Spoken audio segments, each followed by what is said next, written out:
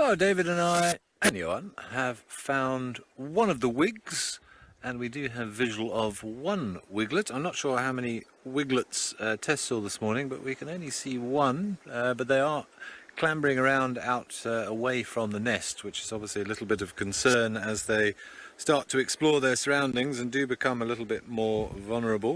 You can see the wiglet coming into view. There he is. We've got one wiglet perched on the bottom of the tree with either mum or dad, I'm not quite sure which, sitting above it, keeping a close eye. All fluffy. I was trying to work out how old they are. They must be about a month old, and so according to the literature they will leave the nest and start sort of clambering around after around about a month. They're very much exploring their surroundings, and they should stay in this area for the next sort of 2 or 3 months, maybe even up to 4 months before they actually disperse on their own and go and do their own thing. But I hope the other one is okay. But this one hasn't really moved since we've got here, so I'm hoping the other one is just maybe hidden behind this little sand bank on the banks of the Mulawati here. Oh, a couple of Jacobin's cuckoos just flew over as well. We need Levain's cuckoo. We've got Jacobins this morning. The Wiglet was also attracted by the movement there of the cuckoos. You can see all that fluffy downy feather. Ollie, you're right, it does look like a snowball. Yeah, a dirty snowball. You can see those very strong claws and feet. Those talons are going to be very important for catching rodents and things. I imagine those are razor sharp already.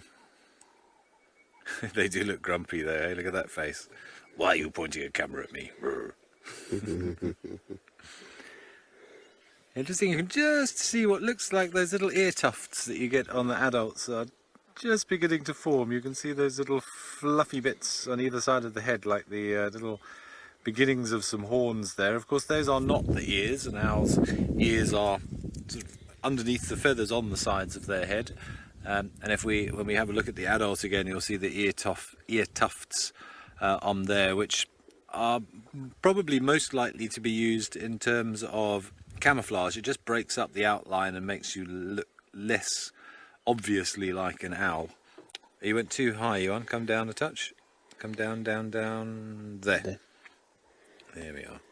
Yeah, now you can see that ear tuft sort of blowing in the wind, sort of like devil horns sitting up there.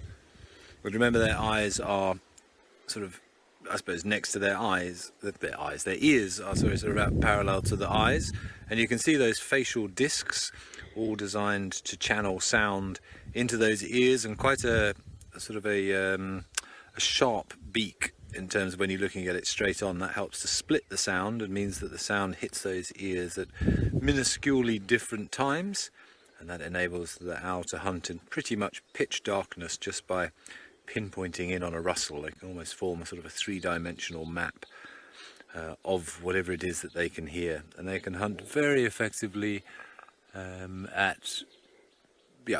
complete darkness. Remember, they don't have that reflective layer that some nocturnal birds have, where you see the eye shine from the spotlight. They don't have that tapetum lucidium. They've got massive tubular eyes, which means they can't move their eyes in their sockets. And as Andrew was saying, that allows the owl to turn their head in excess of 270 degrees, thanks to some very interesting adaptations in its neck. Arteries being slightly bigger at the top of the brain, which potentially enables blood to be pooled there in case it gets cut off. And also the holes in the vertebrae that the arteries move through are much, much bigger than in other animals and other birds, which just gives them a little bit more flex. And we think that those big holes are also filled with sort of air pockets that act like sort of cushioning to allow those arteries to twist.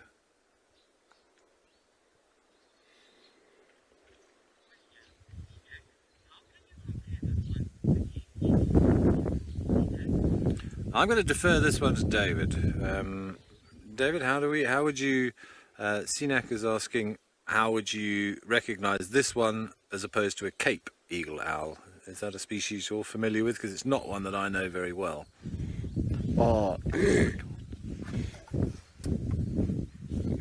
It's by habitat. The spotted eagle owls likes to be more in the, like now, the ravines where there's banks where they're able to nest on, whereas the Cape eagle owl likes to be more in the cliffs, high cliffs and rocky outcrop. That's where they nest from. Also, the color of the eye, or the Cape eagle owl has got a bright reddish eye as compared to the spotted eagle owl. But the habitat is what separates them. Because we don't get Cape eagle owl in this area either, do we? Isn't it more of a... I don't remember. The only place I've ever seen them is in and around Joburg, strangely. Okay, there is a small population up in Dalstroom. Oh, okay. Yeah.